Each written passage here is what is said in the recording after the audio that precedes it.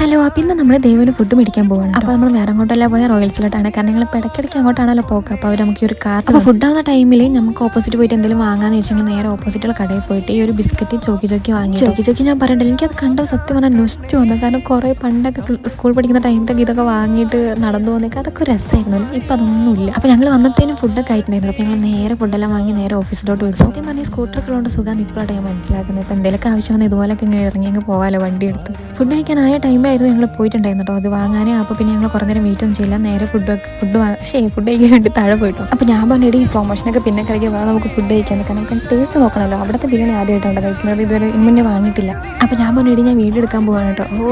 പറയലല്ല, എല്ലാവരും ഓരോരുത്തർ എക്സ്പ്രഷനെ കൈ നേടുക അല്ല കേട്ടോ. സത്യം പറയുന്നത് നല്ല ഫുഡായിരുന്നു കേട്ടോ, നല്ല ടേസ്റ്റ് ഉണ്ടായിരുന്നു. അപ്പോൾ ഞാനും കഴിച്ചു നോക്കി. അപ്പോൾ ബിരിയാണി ക്ഷീണം തീർക്കണമല്ലോ. അപ്പോൾ അവിടെ പോയി റെസ്റ്റ് എടുത്തു. അപ്പോൾ ഇന്ന് ഇത്രയേ ഉള്ളൂ.